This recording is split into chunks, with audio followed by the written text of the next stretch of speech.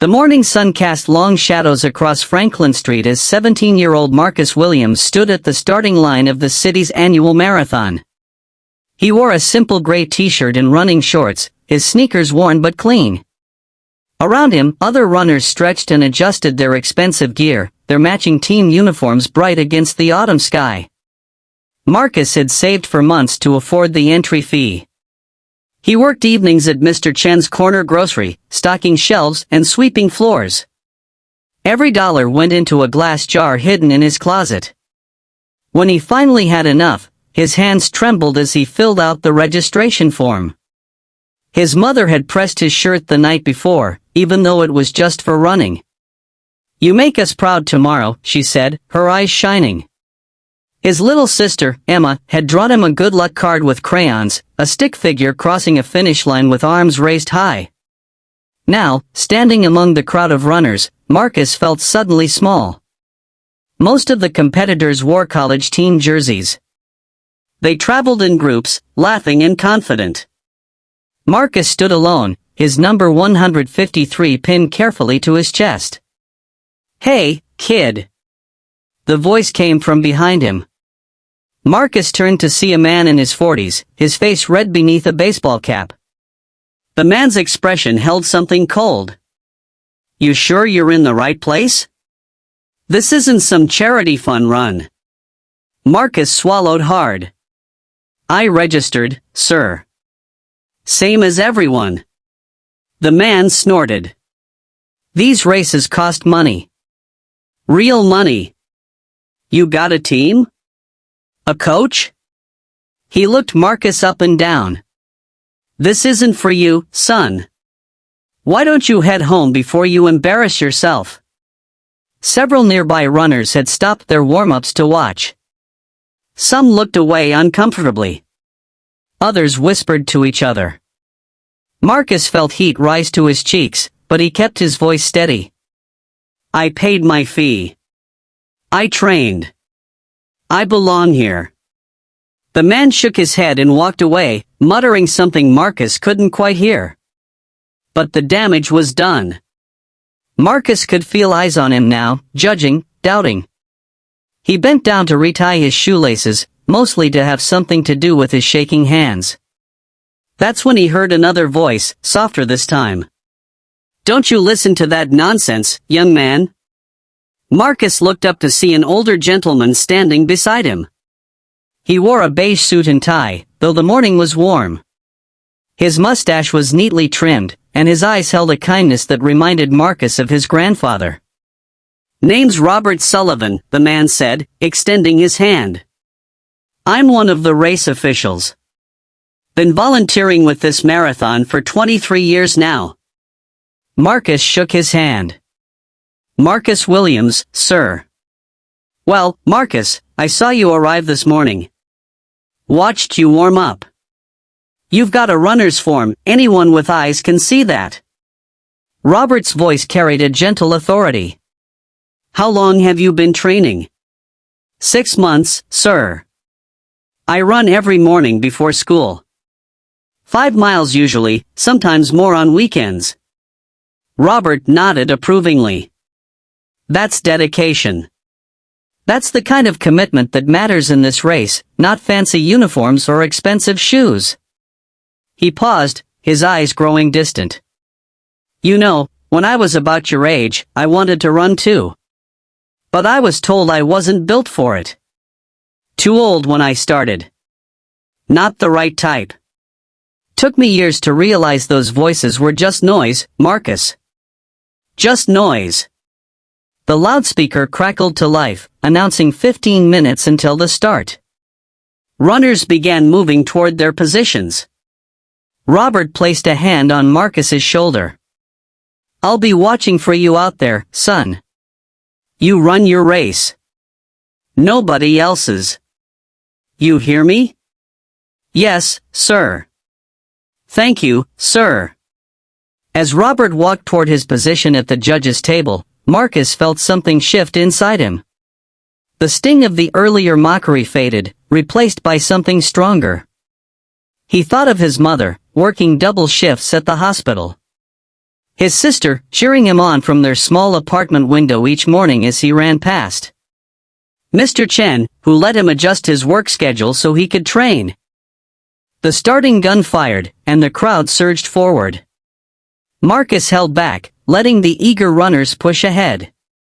He'd learned this from the library books he'd studied, from the YouTube videos he'd watched on the community center computer. Start steady.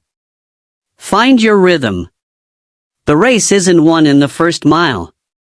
The course wound through downtown Franklin, past the old courthouse and the farmer's market, then out toward the riverside path. The first few miles passed in a blur of footfalls and breathing. Marcus found his pace, settling into the zone where his mind could wander while his body worked.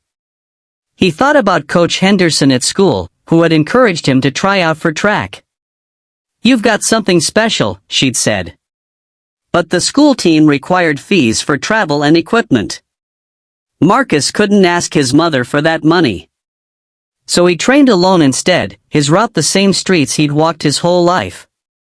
At mile 7, Marcus began passing runners who had started too fast. Their faces showed strain, their breathing ragged. He kept his pace steady, remembering the mantra he'd created, smooth and strong, smooth and strong. The route turned uphill near mile 10. This was where Marcus's solo training paid off. He'd run these hills 100 times, knew every slope and curve. While other runners slowed, Marcus maintained his rhythm, his breath controlled, his stride efficient. At the water station near mile 13, volunteers called out encouragement. An elderly woman with kind eyes handed Marcus a cup. "Looking good, young man. Keep it up." He drank without breaking stride, crushing the cup and tossing it toward the trash bin. The small kindnesses from strangers fueled him now, each word of encouragement adding to his determination. The course looped back toward downtown. At mile 18, Marcus spotted Robert Sullivan standing at a checkpoint. The older man was checking runners' times on his clipboard, but he looked up as Marcus approached. His face broke into a wide smile. "There you are. Right on pace, Marcus.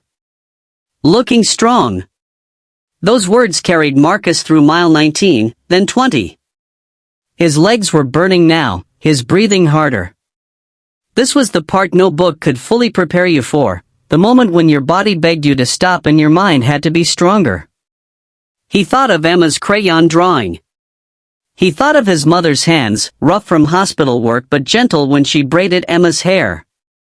He thought of every morning he'd woken in the dark, when his bed was warm and the streets were cold, and he'd chosen to run anyway. At mile 23, something changed. The runners ahead of him were fading, their pace dropping. Marcus could see it in their shoulders, the way they hunched forward. He remembered something Robert had said, "You run your race." This was his race. This was his pace. And he was still strong. He began passing runners steadily now. A man in a college uniform. 2 women in matching jerseys. Each person he passed felt like reclaiming something, like proving that the mockery at the starting line was wrong. Mile 25. The stadium came into view ahead, the finish line banners visible in the distance. Marcus could hear the crowd now, a low roar that grew louder with each step. His body screamed for relief, but his heart pounded with something beyond exhaustion. Something like joy. The final stretch led into the stadium through a narrow tunnel. As Marcus emerged into the sunlight, the crowd's noise hit him like a wave. Spectators lined both sides of the track, their cheers echoing off the concrete. The scoreboard showed the elapsed time, 2 hours, 41 minutes. Marcus knew what that meant. He'd studied the race records. He was on pace for something remarkable. The finish line lay ahead, the banner stretched across the track. Marcus could see Robert Sullivan standing near the judges' table, his clipboard forgotten, watching intently. As Marcus crossed into the final 100 meters, he let himself sprint. His body found reserves he didn't know existed. His stride lengthened, his arms pumped harder. The crowd's roar intensified, people rising to their feet. He could see faces in the stands, some shocked, some delighted, all watching as this teenager in the worn gray shirt found another gear. Marcus crossed the finish line at 2 hours, 42 minutes, and 18 seconds. He stumbled past the timing sensors, his legs finally giving way. Volunteers rushed to support him, wrapping him in a reflective blanket and guiding him to the recovery area. Someone pressed water into his hands. Someone else was saying something about results, about times, about placements. But Marcus couldn't process it yet. He could only breathe, great gulping breaths, and feel the simple relief of having finished. Then Robert Sullivan was there, his face beaming, tears in his eyes. "Marcus, son, do you know what you just did?" Robert's voice was thick with emotion. "You placed third overall. Third in the entire race. And you set a new record for your age group. Do you understand? A new record." The words didn't seem real. Marcus looked up at the scoreboard, squinting through the sweat in his eyes. There it was, his number, 153. Third place. Time, 2 hours 42 minutes and 18 seconds. Around them, other runners were finishing, collapsing, celebrating. Some noticed the scoreboard and looked over at Marcus with new eyes. The man from the starting line, the one who had told Marcus this race wasn't for him, finished 15 minutes later. As he passed through the recovery area, he saw Marcus sitting wrapped in his blanket. Their eyes met. The man's face went through several expressions: surprise, discomfort, something that might have been shame. He opened his mouth as if to speak, then closed it again. He walked on, and Marcus felt only a distant pity for him. Robert sat down beside Marcus on the bench. "You know what I love about this race? Every year, someone surprises us. Someone we didn't expect, someone who trained in the quiet hours when nobody was watching, someone who ran because they loved it, not for glory." He paused, looking out at the stadium. "That's the purest kind of running, Marcus. That's the kind that changes lives." Marcus's mother arrived an hour later, Emma bouncing beside her. His mother's face was wet with tears, her hands covering her mouth. Emma broke free and ran to Marcus, throwing her small arms around his neck. "You won! You won!" she cried. "Not quite, sweetheart," Marcus said, laughing. "Third place." "That's still winning," his mother said firmly, kneeling beside him. "That's still my boy showing everyone what he's made of." The awards ceremony was held at sunset. Marcus stood on the platform, third-place medal around his neck, and looked out at the crowd. He saw Robert Sullivan in the front row, clapping until his hands must have hurt. He saw his mother and Emma, beaming with pride. He saw other runners, most of them smiling, a few looking thoughtful. The race director spoke into the microphone, talking about records and times. But Marcus wasn't really listening. He was thinking about all the mornings ahead, all the runs still waiting for him. This race was just one day, one finish line. Tomorrow he would wake up early and run again, because that's what runners did. They ran. As the crowd applauded and the evening light turned golden, Marcus thought about Robert's words. "You run your race." It was simple wisdom, but it held everything that mattered. Not just about running, but about life. About being yourself when others said you didn't belong. About showing up when others said you couldn't win. About the quiet dignity of doing your best, day after day, whether anyone was watching or not. The next morning, Marcus woke before dawn as always. His legs were sore, his whole body aching from the race. But he laced up his worn sneakers anyway. As he stepped outside, he saw Mr. Chen sweeping the sidewalk in front of his store. Saw the race results in the paper, Mr. Chen called out. "Third place." "Very good, Marcus." "Very good." Marcus smiled and waved, then began to run. The streets were quiet, the world still sleeping.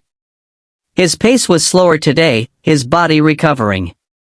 But each step felt like a promise kept, to himself and to everyone who believed in him.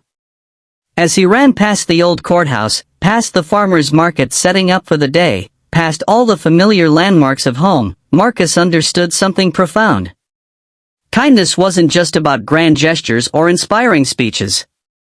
It was Robert Sullivan taking time to encourage a nervous teenager. It was his mother pressing his shirt the night before. It was Mr. Chin adjusting work schedules without complaint. It was every volunteer who handed him water, every stranger who cheered from the sidelines. And perhaps most importantly, it was the kindness of believing in yourself when others didn't. Of showing up to prove nothing to anyone, but simply to honor the work you'd put in and the person you were becoming. The sun was rising now, painting the sky in shades of pink and gold. Marcus ran toward the light, toward whatever came next, his heart full and his spirit at peace. Because he had learned the most important lesson of all, that belonging isn't given by others. It's claimed by showing up, doing the work, and running your own race with grace and determination. And that was enough. That was everything.